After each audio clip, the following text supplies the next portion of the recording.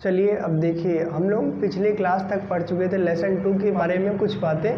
Lesson 2 का नाम क्या है? वैद्युत विभव एवं धारिता। अब विद्युत विभव एवं धारिता में हम लोग कुछ पढ़े थे। क्या पढ़े थे? जिसका पहला हेडिंग था विद्युत विभव, इलेक्ट्रिक पोटेंशियल। वैद्युत विभव क्या था कि वैद्युत क्षेत्र के किसी एक बिंदु तक अनंत से किसी आवेश को लाने में किया गया कार्य तथा विद्युत आवेश के मान के अनुपात को उस बिंदु पर वैद्युत विभव कहते हैं।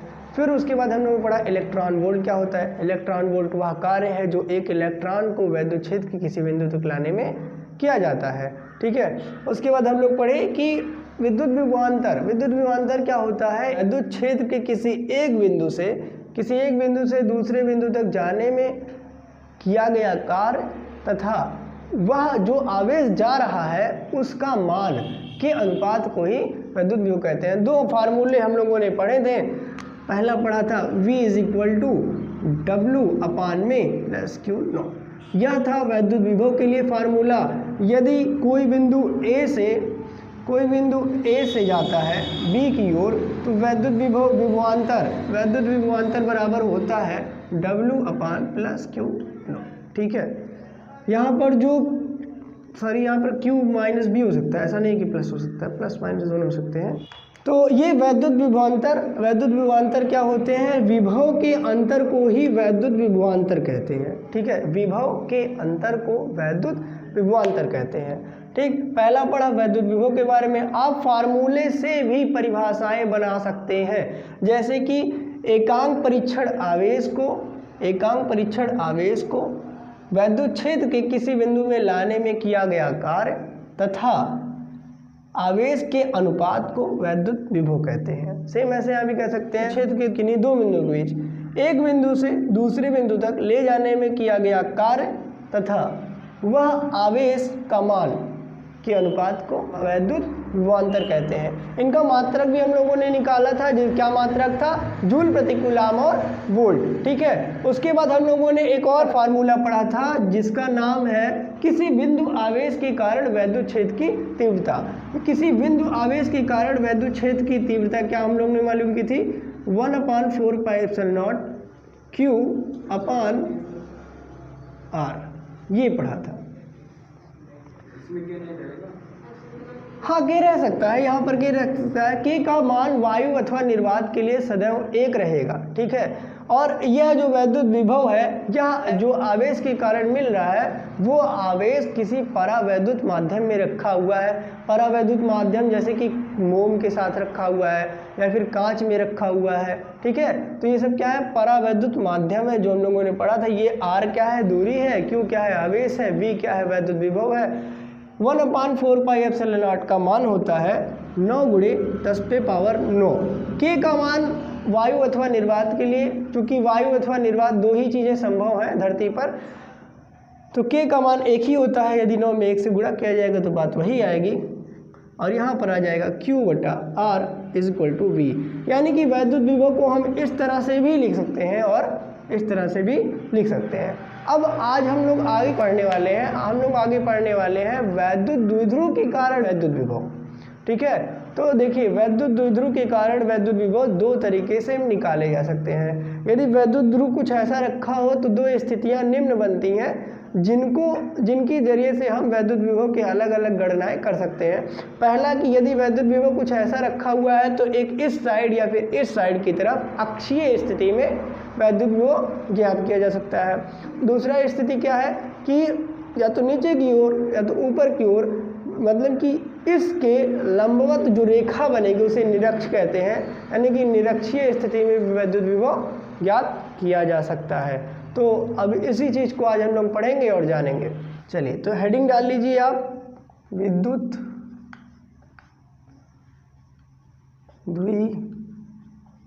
द्विध्रुव के कारण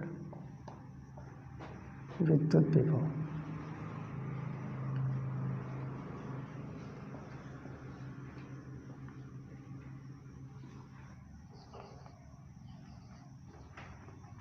इलेक्ट्रिक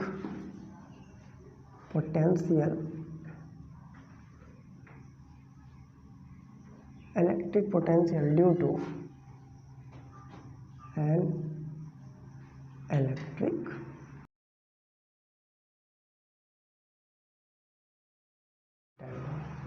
तो देखिए, जिन लोगों ने पहला चैप्टर पढ़ा है उन लोगों ने वैद्युत द्विध्रुव के बारे में जरूर पढ़ा होगा। अगर नहीं पढ़ा है तो अब पढ़ लेंगे, ठीक है। तो वैद्युत द्विध्रुव के कारण हमें दो स्थितियों में वैद्युत विभव मिल सकता है। वह दो स्थितियों को बारे में लिखेंगे और फिर गणनाएं करेंगे, ठीक है। तो यहाँ पर यही बात लिख देंगे कि वैद्युत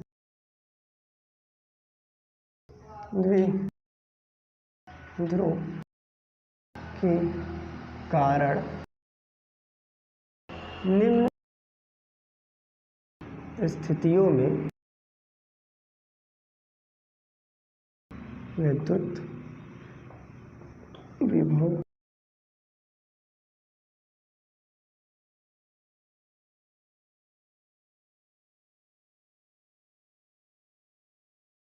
ज्ञात किया जा सकता है। नंबर 1 स्थिति है, पहली स्थिति है अक्षीय स्थिति।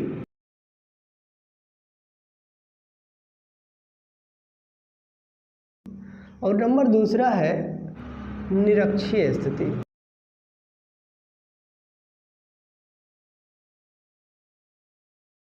तो ये दो स्थितियां हैं जिसके कारण वैद्युत विभव यानी कि इलेक्ट्रिक पोटेंशियल हम ज्ञात कर सकते हैं। तो पहली स्थिति अक्षीय स्थिति के बारे में जानेंगे कि अक्षीय स्थिति वैद्युत द्विध्रुव के कारण वैद्युत विभव क्या ज्ञात किया जा सकता है। तो इरेज करते हैं, नोट कर लिए इन सबको आप। तो नंबर 1 हेडिंग डाल लीजिए, अक्षीय स्थिति में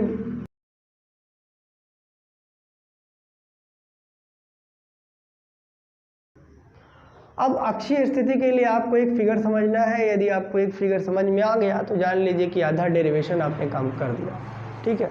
अब वही चीज़ जो थ्योरी में लिखना होता है, कुछ अलग से लिखना नहीं होता है। आपको थ्योरी रटनी नहीं पड़ेगी यदि आपने फिगर बढ़िया से समझ लिया, ठीक है। तो चलिए हम फिगर बनाते हैं। सबसे पहले क्या करेंगे, एक वैद्युत द्विध्रुव सुंदर सा बना देंगे।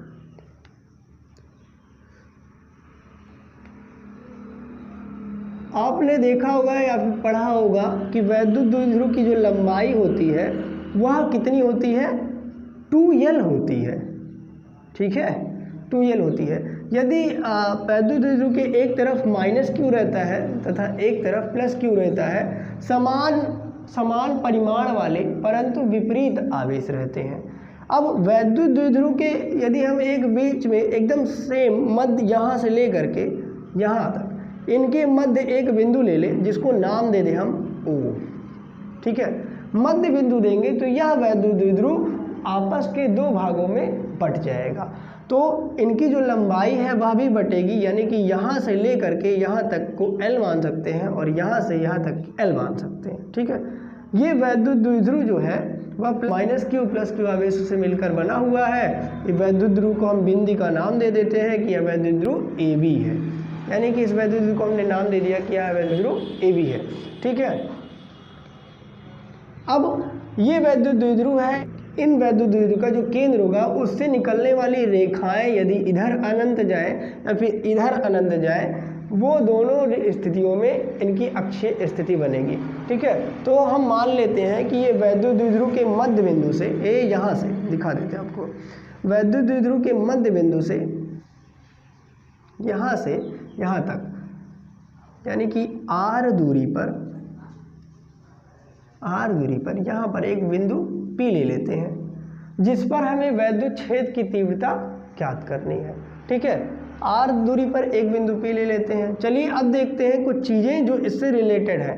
सबसे पहले बताइए, हमने इस दूरी को r मान रखा है, यानी कि यहाँ से ले तक के यहाँ तक को r मान लिया है, ठीक।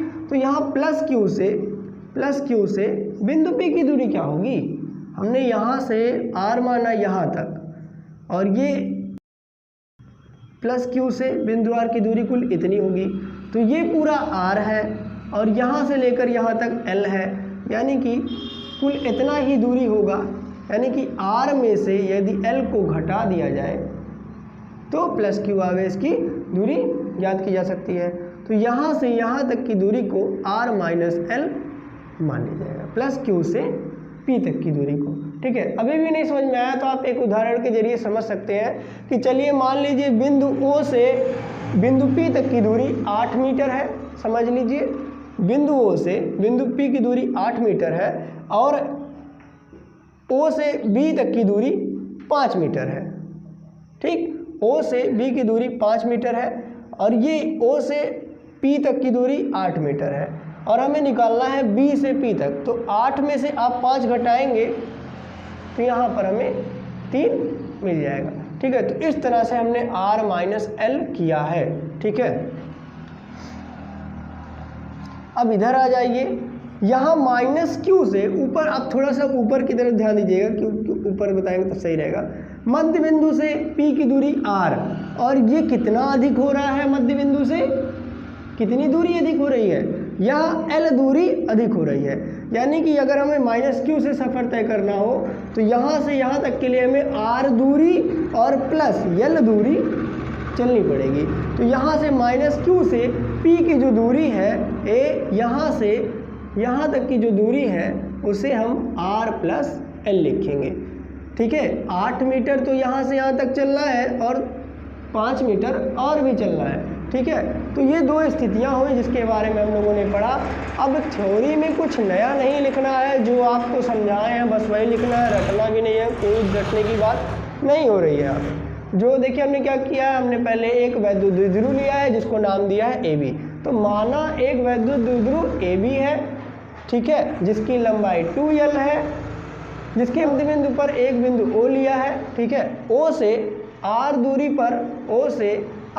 पर स्थित एक बिंदु P है जहां पर हमें वैद्युत विभव ज्ञात करना है। ठीक है, आइए इसी बात को लिख लेते हैं।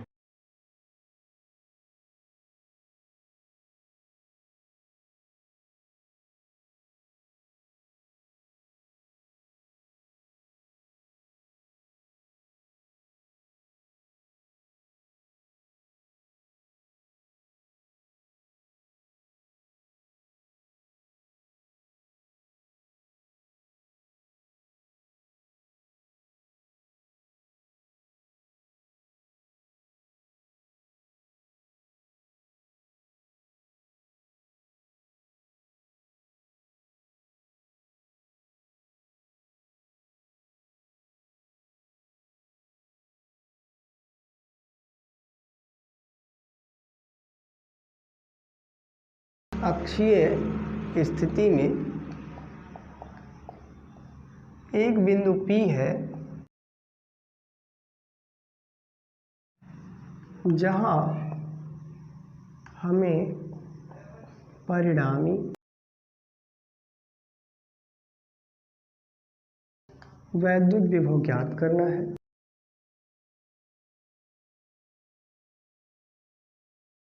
अब हम लोगों ने अभी पिछली क्लास में पढ़ा था किसी बिंदु आवेश के कारण वैद्युत विभव क्या होता है, तो यहाँ पर यही बात लिख देंगे। हम जानते हैं कि किसी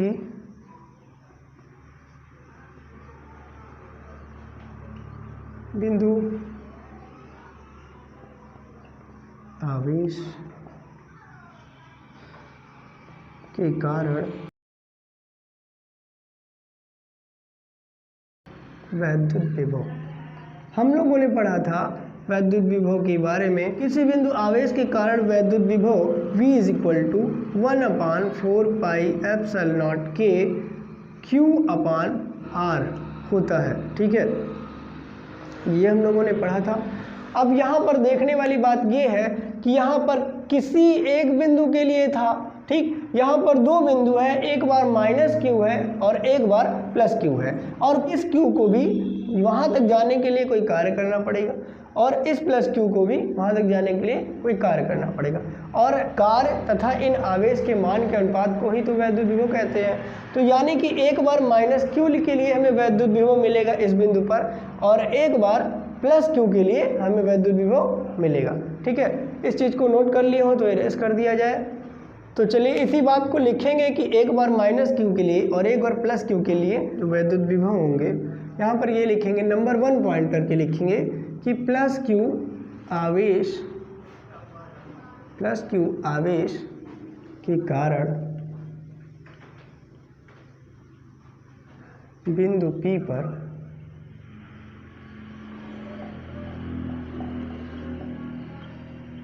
विद्युत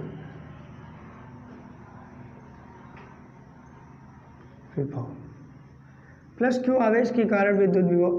क्योंकि यहाँ पर हमें दो प्रकार के विद्युत विभव मिल रहे हैं, एक बार माइनस क्यू के लिए और एक बार प्लस क्यू के लिए, तो हम इसको नाम देंगे V1 और V1 बराबर लिख देंगे 1/4 पाई एप्सिलॉन नॉट के क्यू।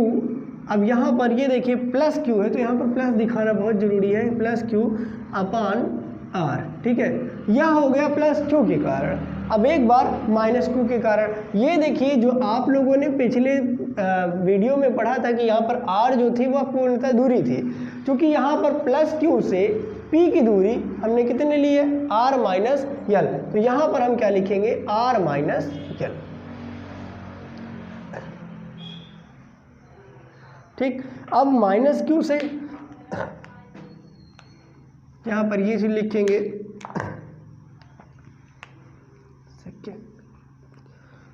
माइनस क्यू आवेश के कारण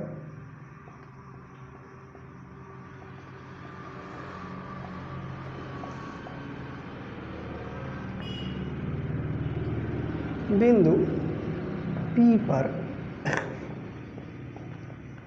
विद्युत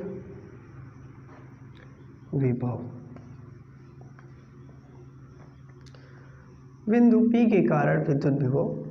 अब इसको V1 माने थे हम, इस लोग को V2 मान लेंगे। V2 बराबर 1/4 पाई एप्सिलॉन नॉट के Q अपान में, अब यहाँ पर दूरी क्या ली जाएगी, माइनस Q से दूरी लेना है P तक का, यहाँ से यहाँ तक R और यहाँ से यहाँ तक L, तो R और धन L, ठीक है। तो यहाँ पर दूरी लेंगे R प्लस L, ठीक है। एक और चीज, यहाँ पर जो है Q कैसा है, माइनस में है, तो यहाँ पर हमें माइनस लेना पड़ेगा यहाँ पर, तो माइनस को अगर हम बाहर ले लें तो सबसे बढ़िया रहेगा। यहाँ पर हमने माइनस को बाहर ले लिया, यानी कि एक ही बिंदु पर दो प्रकार के विभव उत्पन्न हो रहे हैं, एक V1 हो रहा है और एक V2 हो रहा है। तो कुल कितना विभव होगा, कुल मात्रा ज्ञात करने के लिए हमें क्या करना पड़ता है, जोड़, ठीक है। तो हम क्या करेंगे कि इनका परिणामी विभव निकालने के लिए इन दोनों को हम जोड़ देंगे। इन्हें समीकरण मानते हुए लिख लेंगे कि समीकरण नंबर 1 है और इसे मान लेंगे समीकरण नंबर 2, ठीक है। इसको नोट कर लीजिए, फिर आगे बढ़ते हैं। चलिए देखिए, तो यहाँ पर लिखेंगे अतः बिंदु P पर परिणामी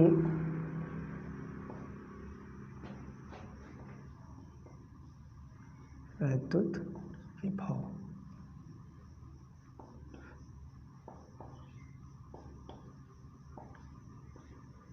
अब बिंदु V परिणामी विभव को हम लोग V से लिखते हैं, परिणाम निकालना है यानी कि इनका कुल जोड़ कितना होगा इसी चीज को लिखना है, तो यहाँ पे लिख देंगे V1 प्लस V2। अब यहाँ पर एक ब्रैकेट में लिखेंगे समीकरण 1 व 2 से, ठीक है, समीकरण 1 व 2 से।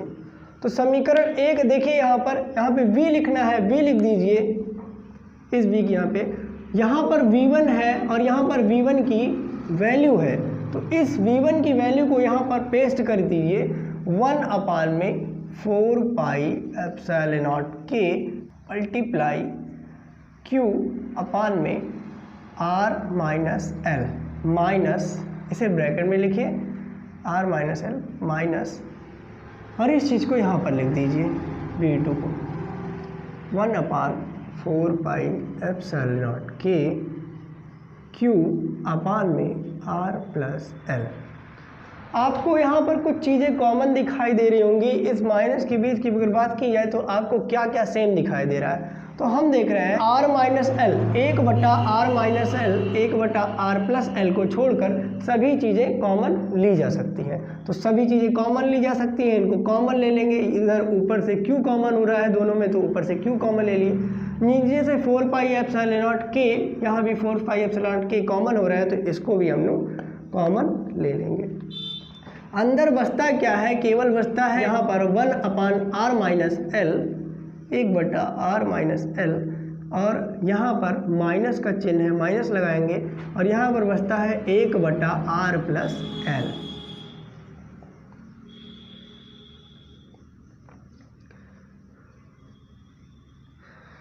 चलिए आप लोगों ने ये नोट कर लिया होगा।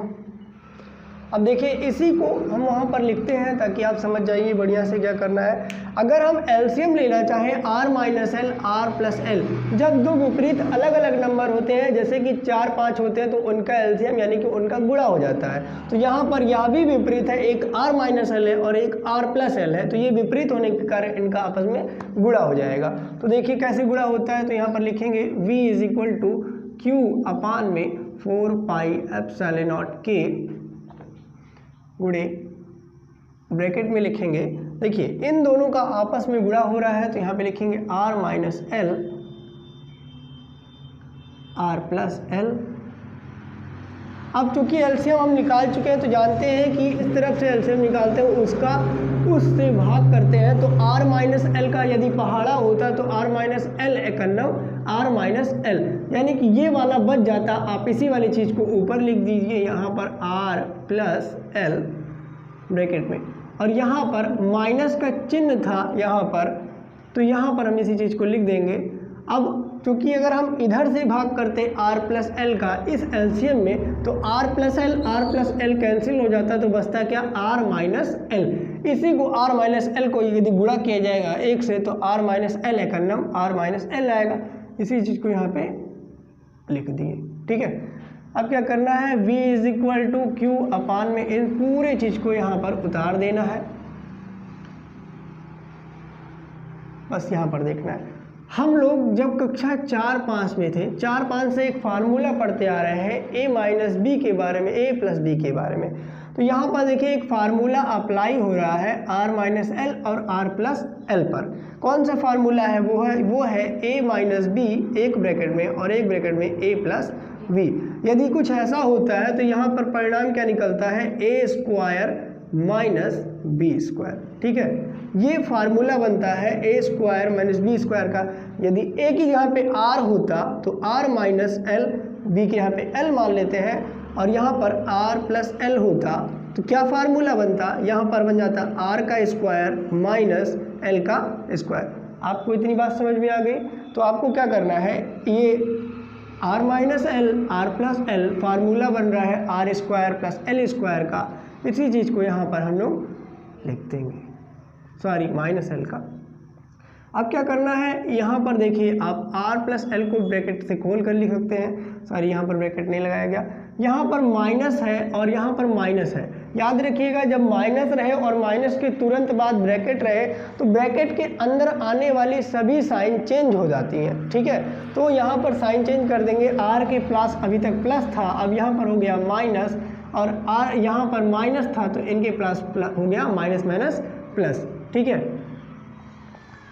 v इज इक्वल टू, इसी चीज़ को फिर नोट डाउन करेंगे, 4 पाई एप्सिलॉन नॉट के r square minus L square नीचे लिख देंगे।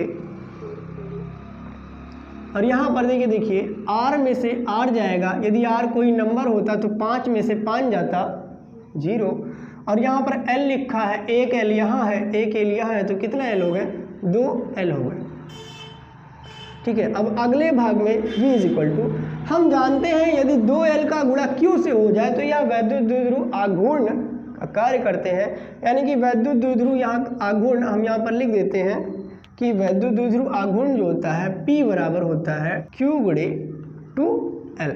ये होता है विद्युत ध्रुव आघूर्ण, यानी कि q गुणे 2l का यदि गुणा कर दिया जाए तो यहाँ पर वैद्युत द्विध्रुव आघूर्ण p ज्ञात होगा, ठीक। चलिए इसी बात को यहाँ पे लिख लेंगे, q अपान में 4 पाई एप्सिलॉन नॉट के, और इनका अंदर गुणा करा दिया जाए तो q मल्टीप्लाई 2l जो कि बराबर है p के, यानी वैद्युत द्विध्रुव आघूर्ण के r square minus L square के।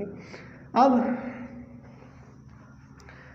क्या करना है, q इंटू 2l बराबर है p के, यानी विद्युत द्विध्रुव आघूर्ण के p को यहाँ पर लिख देंगे। v इज इक्वल टू आ जाएगा q अपान में 4 पाई, सॉरी यहाँ पर q लिख दिया गया तो यहाँ पे 1 अपान आना चाहिए, 1 अपान 4 पाई एप्सिलॉन नॉट के multiply q into 2l is equal to p, यानी कि q का गुणा अगर 2l से किया है तो p विद्युत द्विध्रुव आघूर्ण के बराबर होगा। तो इस स्थिति में यहाँ पर P लिख देंगे और नीचे लिख देंगे r² माइनस L² के बारे में। बस एक स्टेप और है और आपका फार्मूला बनकर तैयार हो जाएगा। यहाँ पर देखिए आप, यहाँ पर क्या लिखा है, r² माइनस L²। ठीक है, चलिए हम r को कुछ मानते हैं। यहाँ पर देखिए कि r जो है, r यहाँ से यहाँ तक है। कुछ समय के लिए हम लोग मान लेते हैं r जो है वो 8 मीटर है और यहाँ से यानी कि मध्य बिंदु O से A की दूरी या फिर B की दूरी दोनों समान है, तो L को हम मान लेते हैं, R को हमने 8 मीटर मान लिया, तो L हमेशा उस किससे छोटा होगा, R से छोटा होगा ना, तो R से छोटा होगा। मान लेते हैं कि कितना मान लिया छोटा होगा, 7 मान ले, 6 मान ले, 5 मान ले, जो भी मन करे आप मान लीजिए। हम 3 मान के देखते हैं। ठीक है, अब यहाँ पर अगर देखा जाए कुछ साइड में दिखाने का प्रयास करेंगे ताकि आपको क्लियर हो जाए आज कि क्यों हम RL को नगण्य मान लेते हैं। चलिए देखिए, यदि हम R का स्क्वायर करें तो R कितना है, 8 है, 8 का स्क्वायर कितना होता है, 64 होता है, और L कितना है, 3 है, 3 का स्क्वायर कितना होता है, 9। अब चलिए बताइए, आपको ज़्यादा चलने के लिए कहाँ जाना पड़ेगा, 64 किलोमीटर चलना पड़ेगा और इसे 9 किलोमीटर चलना पड़ेगा। तो जिसकी दूरी अधिक होगी उसी को हम लेते हैं। यानी कि अगर आपसे कहा जाए, ऐसे जान लीजिए, अगर आपसे कहा जाए कि भैया आपको चलना है एक बार 64 किलोमीटर, एक बार 9 किलोमीटर, तो आपके लिए अधिक कार्य कहाँ करना पड़ेगा, 64 किलोमीटर, 9 किलोमीटर को आप कहेंगे वो तो हम कभी भी कर देंगे, 9 किलोमीटर ही करना है। तो आप यहाँ पर R को लेंगे ना कि L को, तो यहाँ पर इसी बात को लिख देंगे ब्रैकेट में, चूँकि R जो है वो L से बहुत बड़ा है, वैद्युत द्विध्रुव के बीच की दूरी जो होती है वह कम होती है, तो यहाँ पे लिखेंगे R जो है वो L से बहुत बड़ा है। इस स्थिति में L को शून्य मान लिया जाए तो, यानी नगण्य मान लिया जाए तो, आप इस बात को यहाँ पर लिख सकते हैं हिंदी में कि R L से बहुत बड़ा है। इस स्थिति में L को नगण्य मान लिया जाए, यानी शून्य मान लिया जाए, तो क्या हो सकता है। अब यहाँ पे R अगर यहाँ पे जीरो लिख देंगे तो क्या कोई R पर प्रभाव पड़ेगा, नहीं पड़ेगा। V = 1/4 pi epsilon naught K, और यहाँ पर P और नीचे L की जगह पे हम जीरो लिखेंगे तो किसी भी नंबर से अगर जीरो घटाते हैं तो नंबर वही आता है। ठीक है, तो यहाँ पर बचेगा क्या, केवल R²। तो ये हमारा आ गया फार्मूला। बस थोड़ी सी एक बात लिखनी है इस K के बारे में, वह लिख लेंगे। क्या लिखेंगे, यहाँ पर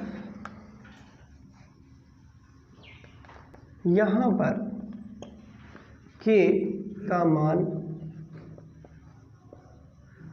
वायु या निर्वात के लिए 1 हो।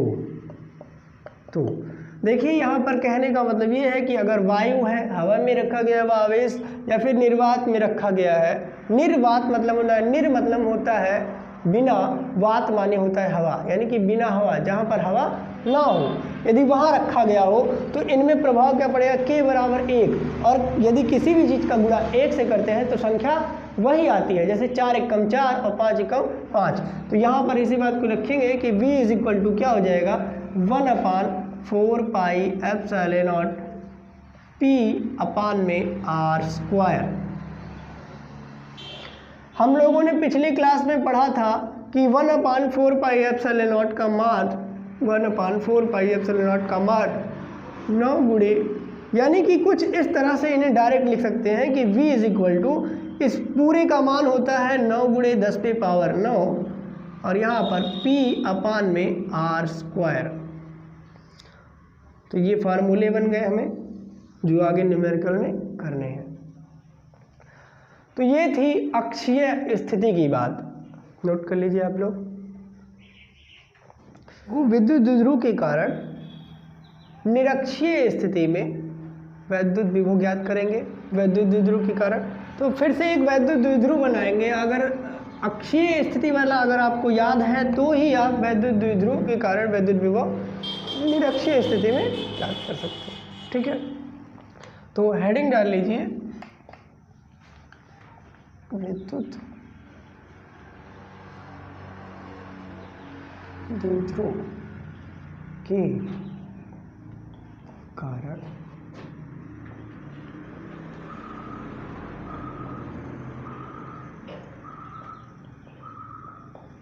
निरक्षीय स्थिति।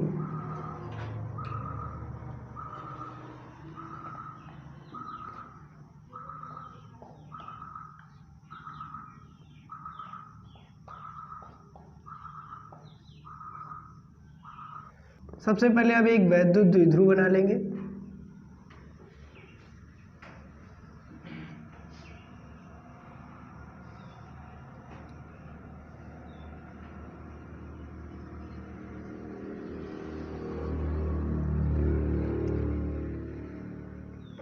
इसे वैद्युत द्विध्रुव को नाम दे देंगे AB।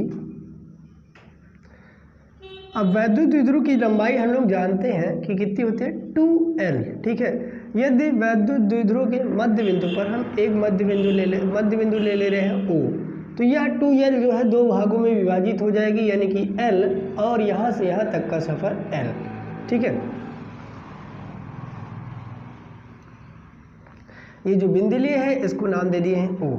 अब देखिए अक्षीय स्थिति क्या होता है, इस वैद्युत द्विध्रुव के केंद्र से जाने वाली सीधी रेखा अक्षीय रेखा कहलाएगी। ठीक, इस अक्षीय रेखा के लंबवत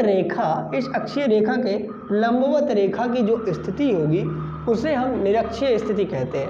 ठीक है, यानी कि अक्ष के लंबवत खींची गई रेखा निरक्षीय स्थिति कहलाती है। वह रेखा जो है, जो पोजीशन है उसकी, वह निरक्षीय स्थिति कहलाती है।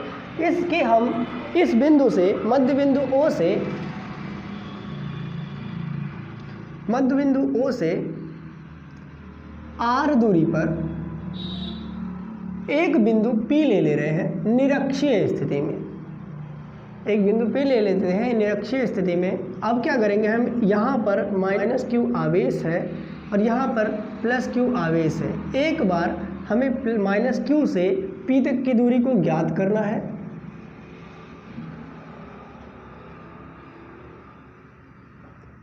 और एक बार +q से P तक की दूरी को ज्ञात करना है।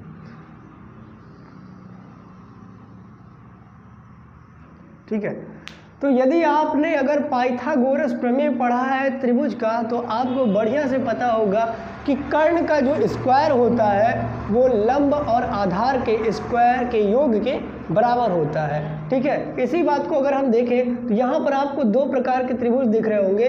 अब आधार क्या होता है, कर्ण क्या होता है, लंब क्या होता है, एक सेकंड के लिए आप उसको भी जानिए कि जो ऐसे खंभे की तरह खड़ा हो वो लंब है, और जो लेटा हो वो आधार है, और जो ना खड़ा हो ना लेटा हो यानी तिरछा हो वह कर्ण है। ठीक है, तो यहाँ पर हम देख रहे हैं कि यहाँ से यहाँ एक त्रिभुज बन रहा है। तो इस बात को यहाँ पर नोट कर लेंगे और हम गणना कर लेंगे। त्रिभुज POB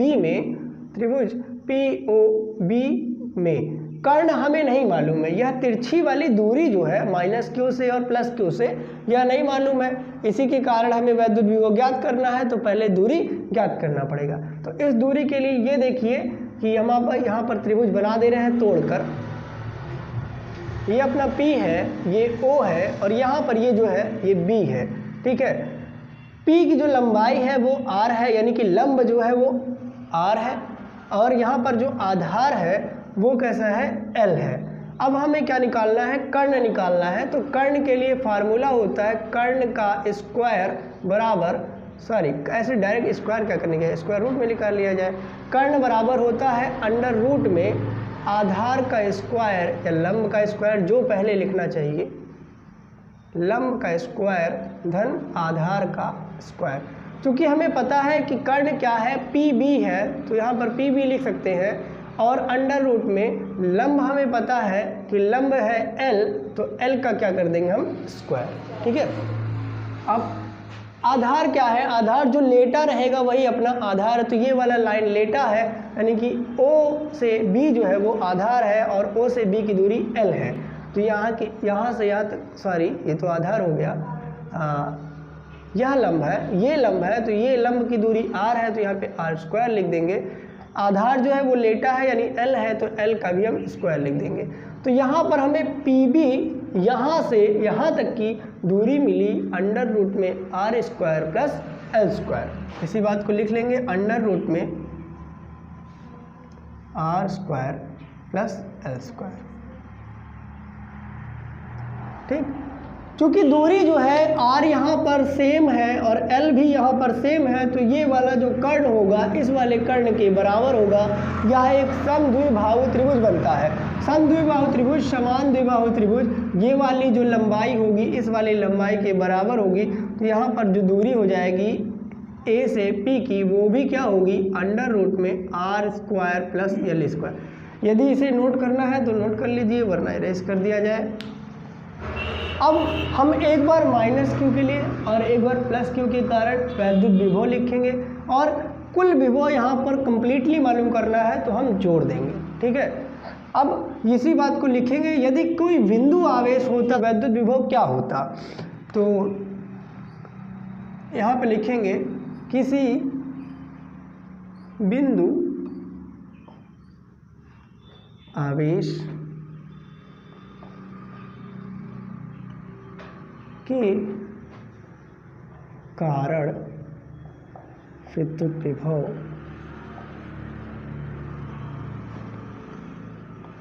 किसी बिंदु आवेश के कारण विद्युत विभव जो होता है वो होता है V is equal to 1/4 pi epsilon naught K into Q/R।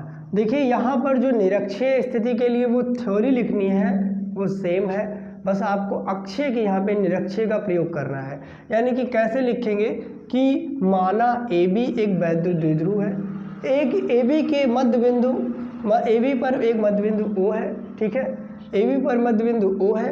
O से R दूरी पर निरक्षीय स्थिति में, O से R दूरी पर निरक्षीय स्थिति में एक बिंदु P है जहां पर हमें वैद्युत क्षेत्र की तीव्रता की गणना करनी है। ठीक है, बस इतना सा थ्योरी लिखना है और आपका खत्म काम हो गया। यह जो वैद्युत द्विध्रुव है वो परावैद्युत माध्यम में रखा हुआ है। ठीक है, इस बात को लिख लेना है, थ्योरी कुछ गड़बड़ नहीं है, ध्यान से सुन लीजिए। AB एक वैद्युत द्विध्रुव है। ठीक, AB एक वैद्युत द्विध्रुव है। द्विध्रुव के मध्य बिंदु O से R दूरी पर निरक्षीय स्थिति में एक बिंदु P है जहां पर हमें वैद्युत विभव की गणना करनी है। वैद्युत क्षेत्र के चैप्टर से भी उबर नहीं पाए हैं। तो यहाँ पर अब एक बार माइनस क्यू के लिए और एक बार प्लस क्यू के लिए वैद्युत विभव लिखेंगे।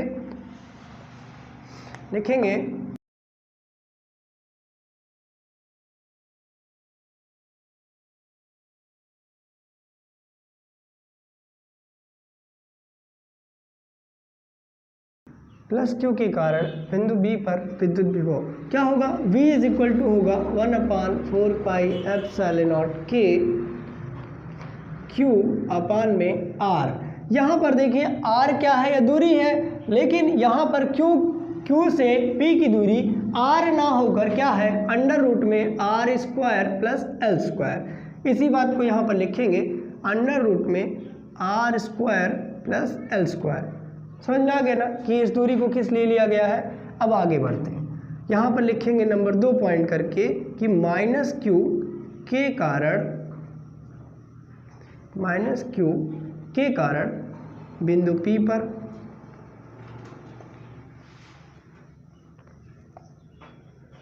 विद्युत विभव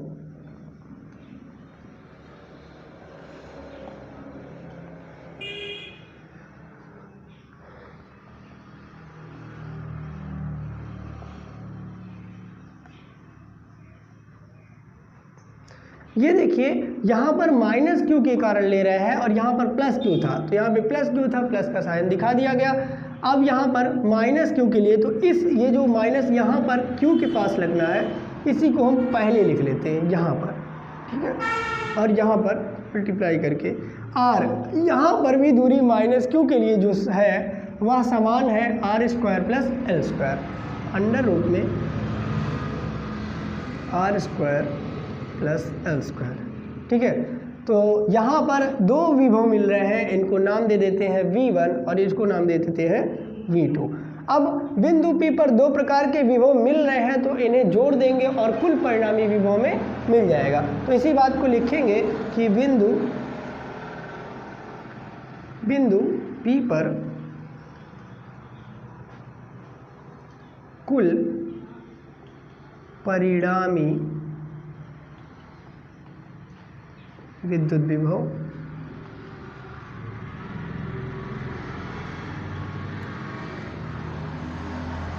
बिंदु P पर कुल परिणामी विभव। अभी फिगर इरेज कर देते हैं अगर आप लोगों ने बना लिया है।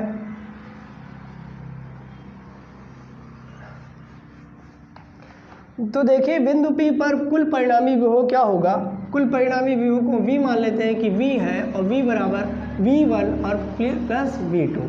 अब यहाँ पर यही गणनाएं रख देनी है जो अभी तक हम लोगों ने की है कि 1/4 पाई एप्सिलॉन नॉट के Q upon under root R square इस V1 के लिए। तो लिख देंगे, ये देखिए Q एकम Q, तो Q का गुणा अगर 1 से कर दिया जाए तो कुछ ऐसा हो जाएगा, या फिर ऐसे भी लिख सकते हैं 1/4 पाई एप्सिलॉन नॉट के Q अपॉन अंडर रूट में R square plus L square. यहाँ पर देखिए प्लस लगा है, यहाँ पर प्लस लगा है, और V2 के लिए यहाँ पर V2 के लिए यहाँ पर माइनस है, तो प्लस और माइनस माइनस होता है, तो यहाँ पर माइनस लगा देंगे, और ये वाला V2 का पूरा वैल्यू जो है यहाँ पर लिख देंगे 1/4 पाई एप्सिलॉन नॉट के Q अपॉन में R square plus L square root में। ठीक है, बस डेरिवेशन खत्म हो गया। आप एक बार ध्यान से देखिए। चलिए मान लीजिए कि यहाँ पर 1/4 पाई एप्सिलॉन नॉट के Q बटा under root R L square, इस पूरे का मान जो है वो 5 मान लें। तो क्या यहाँ पर ये 5 नहीं लिखा हुआ है? लिखा हुआ है ना, सब कुछ सेम है। तो यदि ये भी 5 है और ये भी 5 है, ये भी 5 मान लिया जाए और ये भी 5 मान लिया जाए, तो 5 में से 5 गया 0। तो यहाँ पर यानी कि कुल जो वैल्यू हो जाएगी वो 0 हो जाएगी। तो यहाँ पर V इज इक्वल टू क्या होगा? 0। इसी बात को, इसका मतलब यह हुआ कि निरक्षीय स्थिति में वैद्युत द्विध्रुव के कारण जो वैद्युत विभव होता है, इलेक्ट्रिक पोटेंशियल, वह हमेशा शून्य होता है। ठीक है, तो इसी बात को लिख लेंगे। अतः विद्युत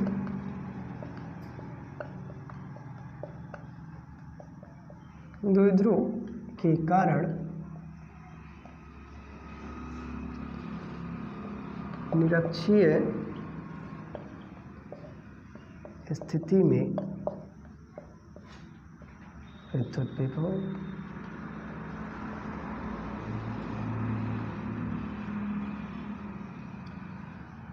शून्य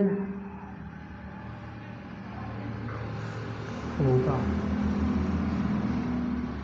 देखिए निरक्षीय स्थिति के लिए थ्योरी वही रहेगी जो अक्षीय स्थिति के लिए थी, तो आप लोग जरूर लिख लीजिएगा।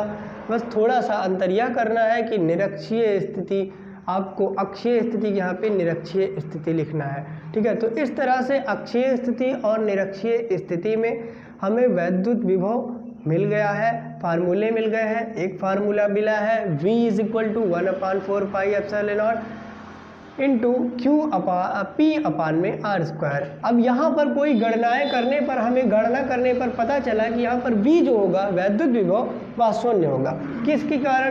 अतः विद्युत द्विध्रुव के कारण निरक्षीय स्थिति में वैद्युत विभव शून्य होगा।